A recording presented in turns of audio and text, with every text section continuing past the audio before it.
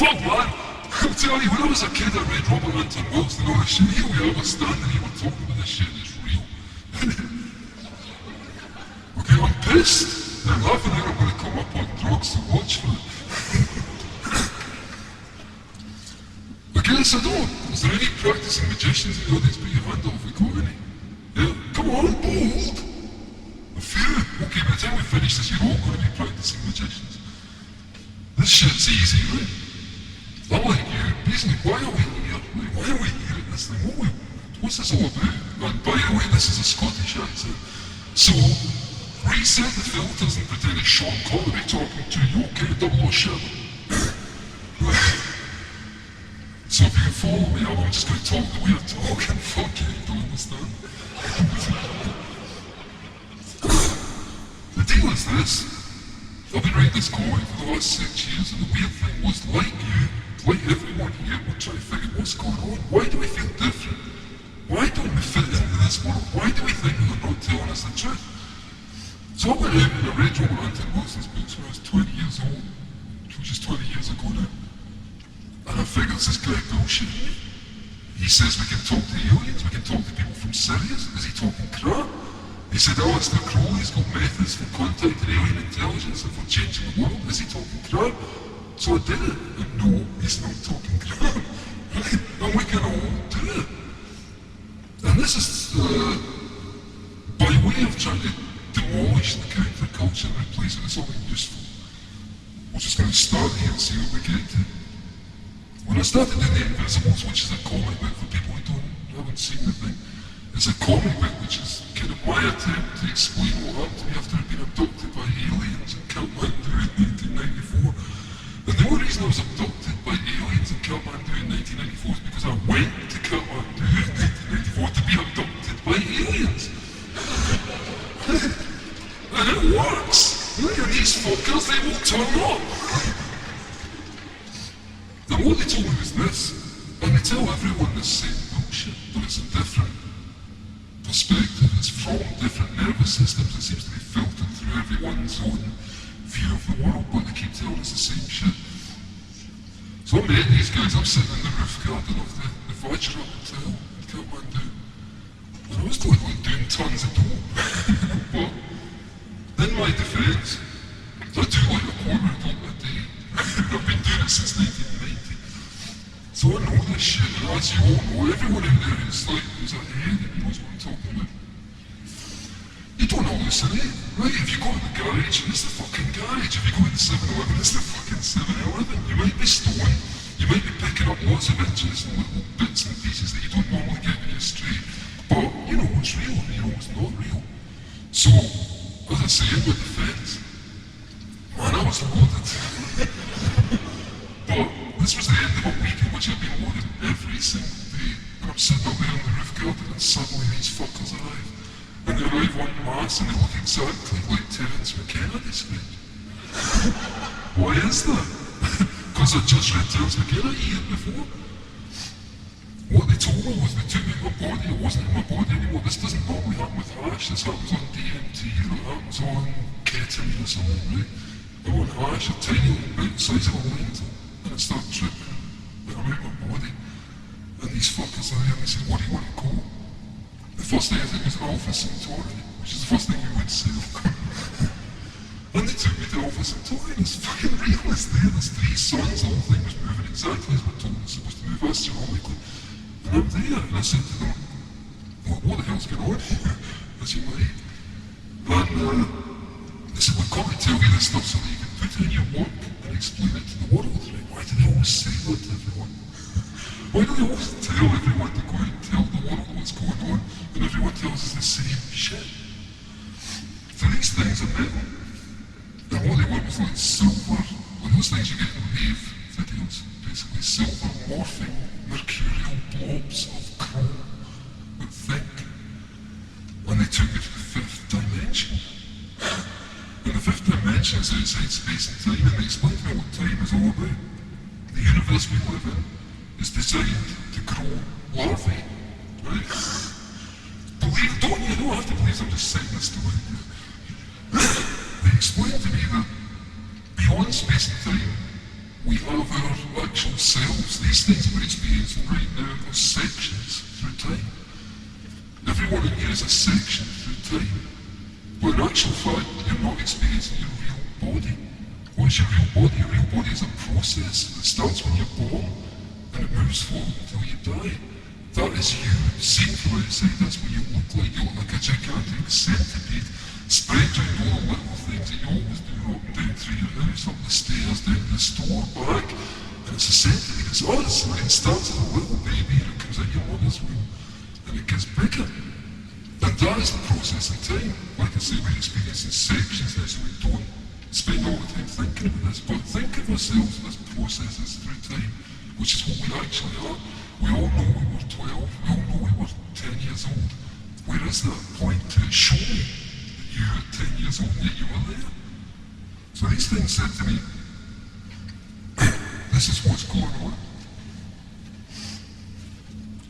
We use time to grow larvae, because outside space and time you can't grow anything because it's timeless. Nothing grows. What you want to do, if you want to make one of these higher dimensional beings, is actually us already, is you grow it in time, so you make a universe. And how you make a universe is you plug a little part of yourself into the information world that they live in, which is what I seem to be experiencing, is a sea of pure information. And they exist in that, but there is no time. Time is part of that, but this is the fifth dimension. It's time, space, breadth, depth, plus. When they said to me, the universe you live in, the world you're living in, is a larvae. Every single one of us here is the same thing. There's no distinction. All we do, we don't understand who we are. And they explained to me, if you've got a two-dimensional field, say, flat plane, you stick your hand through, there's one hand there, but if you stick your hand through a two-dimensional plane and there's two-dimensional entities who live on there, they will see 4 circles, right? 4 distinct, completely different circles, but no, it's a one hand. Every one of us in here is the same fucker. We're all the same thing, according to these weirdos. And what we are is intersected. Thank you. I'm glad someone with me. What we are is intersections through 4D space-time. So this led me to always look at some very strange alleyways. And these things explain to me that, as I say, the universe is some kind of larval entity. What it does is it proceeds through stages of development. If you think about a fetus in the womb, and there's a famous phrase that says, phylogeny recapitulates, evolution, whatever the fuck it is. I forget the good bits. But there's the idea that if you've got a fetus, it starts off, it goes through every single thing. It starts as a unicellular entity, it splits, it becomes a lizard, it becomes a mammal, eventually becomes a human. And they said to me, the culture you're living in is, understand it this way, phylogeny recapitulates history. So what we're actually watching is this thing coming towards self-awareness and coherence in the same way that a fetus does. We haven't even been born yet. There is no adult on this planet. There's not one adult on this planet, which explains a lot. And it explains why we let fuckers like Bill Clinton bomb the Kosovo. It explains why I let Tony Blair put cameras in the street. So leading on from these ridiculous, where do you go from that? It's told this stuff when I come out. I'm just this little kid from Govan in Glasgow, which is a real dodgy area. And I didn't go to university or school at 18, but suddenly I found out that if you do these things that you're told by Alistair Crowley, by Wilson, by all these people we read and all these people we've been consuming, but we don't do it, if you actually do what they say, things happen. Things occur exactly as it's described, and we can all do it. So I decided to put this to use in the comic book that I was doing, this thing called The Invisibles. And the idea was to kind of get all this down on paper and somehow look at it, not to accept it as reality, to accept it as purely this is part of human experience. It's a part of human experience that has been described to us for thousands and thousands of years, but for the last 200 it's been hidden and made occult.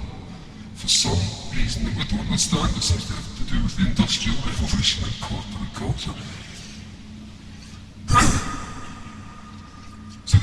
happen. Magic works. And when I started doing the comic, I found that you could actually make magic happen by writing things and changing the operating system of the universe. It works, and I'm here to tell you to try it when you go home tonight, because it fucking works. And what happens if we all do it, everyone in this room decides to take control of reality? I'm talking about reality, I'm talking about quantum physics, I'm talking about taking control of things from the quantum level up, from the molecular level up, and it works. This magic works. So I'll tell you something you can do it. One of the best techniques, one of the easiest techniques to prove that this thing works is to practice sigil magic. The technique is simple. Have a desire today. Go home and do this. Don't listen to this shit. Don't listen to my bullshit and go home and think, yeah, we're the fucking counterculture. Do it! Do it! And we will change the world. Right? Because I did it. I didn't trust us. I didn't trust once. I didn't trust those people who told me we could do this stuff. I'm here to tell you it works. And you can do it. We can all do it. Number one, first thing you do, write down a desire. Make it something easy that is likely to happen, something possible, rather than say, I'm going to be king of the moon, which you may want to be, as we all do, but it's kind of hard to be king of the moon. You're going to have to get a rocket and go up there. So pick something easy. If you want to sigilize for a lottery win, make sure you buy a ticket, or else it won't work. So these are the conditions within the material universe that we live in. One of the things we're actually dealing with is as I say, some kind of operating system that can be hacked using words. And words seem to be the binding agent for this thing, whatever it is. So I wrote this comic book, and as I wrote it, it became true. Things I would make the characters do, it became true. The main character was, I gave him a bald head and a leather jacket because I thought people would like me when they read the comic. And bald heads were really uncool back in 1992. And it worked. I found that if I put the character through a situation where he's been tortured, where his lungs had burst and he was being held in captivity, subjected to all these awful things, 3 months later in hospital, 2 burst lungs, dying of blood poisoning and facing exactly the same shamanic trial that I put my character through. So once I figured out that, I thought, well, the best thing to do is give this guy an easy time and finish him. And so as a result of this, I just split up with my girlfriend, and I said, okay, I want a new one. I want it to look exactly like this chick in the comic, because she's cool, you know, so I did a sigil. A month later, the girl turns up. Then another one, then another one, then another one, then another one. All aspects of this character, I was, oh fuck, this is insane. Because it works, and I've done something ridiculous. Because now I'm dealing with all these women who look like the character, but I don't get on with, or I can't talk to, or I can't deal with. And I began to realise a little bit about how this stuff works. So beyond that, I decided I won't just use it to get laid, because it seems pretty low grade, kind of way to deal with the magic. But man, it works for me. And I thought, how much could you affect reality by writing a comic that mimicked reality but pushed it in weird directions? So in about 1997, I decided I would really seriously turn the thing into a super sigil. And it was based on the idea of, if you look at cave art, the first art was done, the first writing was done basically as an art. And if someone wanted to make something happen, like if you were some fucked up caver in the cave somewhere in the morning about the dinner, what do? You draw a bison on the wall, stick some spears in it, go out, and the bison dies filled with spears. Hey man, we can make this happen. Slowly those things become letters, they become words, they become reduced to abstractions, complexes of meaning.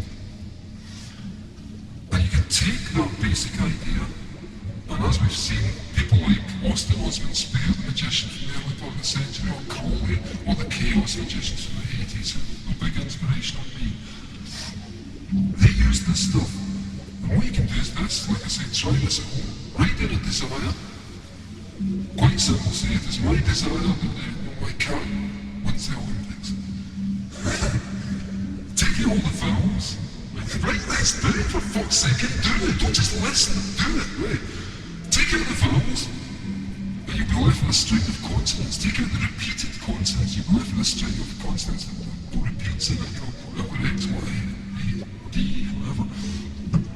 Turn that thing into a little image. Take the D, draw a big D, then you've got a T, draw a T under it and keep reducing it down until it looks magical. And there are no rules for this thing, do it until it looks magical. At that point, you now have a sigil. The sigil won't work, you can project desire into reality and change reality. It works.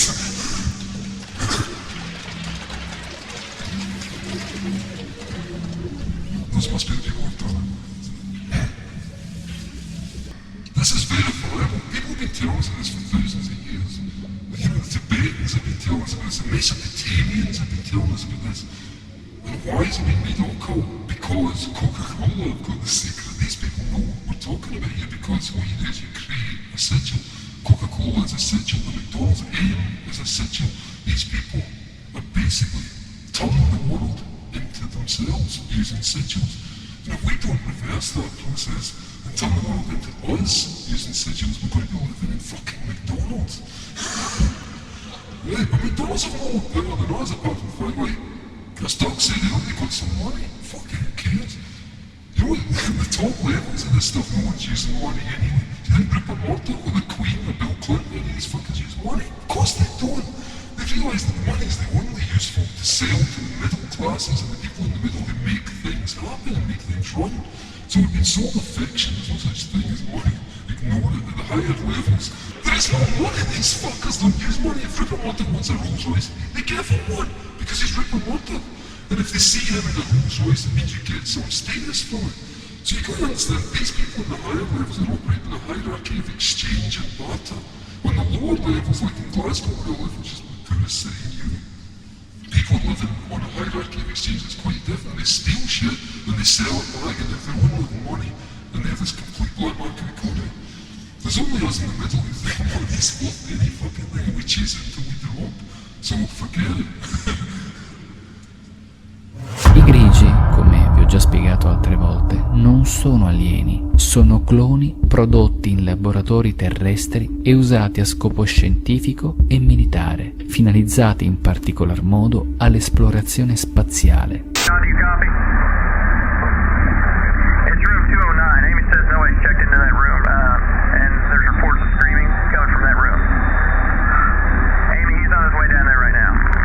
Flew up to the top, shot another beam of light at the warhead, flew around the direction it was flying, shot another beam of light at the warhead, and flew out the same way it came in.